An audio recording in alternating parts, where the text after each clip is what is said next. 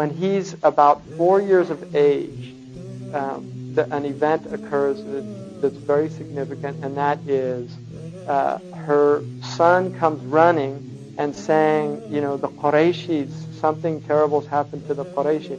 And she says, what happened? She said, 2 men came and they took a knife. And so obviously, I mean, you can imagine this woman's probably just in a total state of, she runs out and finds the Prophet ﷺ and says, asks him what happened, and he tells her that 2 men came, split in white, split his chest, took out the heart, put it in a bowl of ice, which I think is really significant, because if you've ever seen open heart surgery, either on film or live, the heart is in a bowl of ice.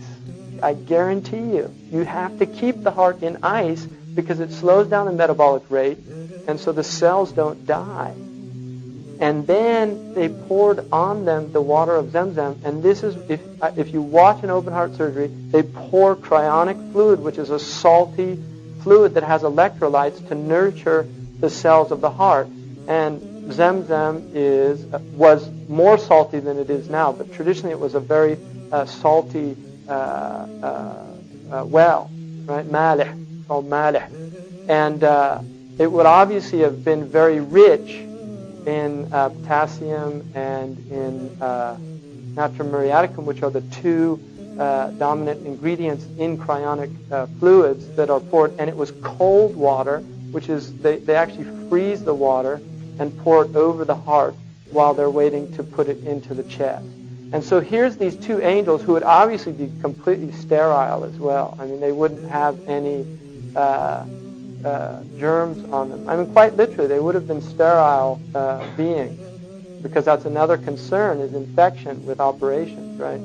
So that was open heart surgery. Now, at that time, that was something completely, I mean, who could think of that? You know, taking a heart out of a chest, splitting the chest, the sternum was split, splitting the sternum, taking out the heart, washing the heart, keeping it in ice. Where are you going to get ice in the middle of the desert? And then putting the heart back and sewing up. And there's 2 riwayas, one that said he didn't have an athar, and another said that there were actually stitch traces on his body, which is seen with people that have open heart surgery. You have stitches. The point, though, is this event happens. Halima believes it. She doesn't know what it means, but she knows it's something very big. And so she gets very nervous and takes the child back. And she gives the child back after saying that she was going to keep the child. Amina says, what's the matter? She says, nothing. No, you have to tell me what happened. She told him, and she said, I'm not worried because I know this child has a great sha'n, right, a great affair. And so that is a really major event in the life of the Prophet ﷺ. I had no idea this life would judge my eternity. I look at myself.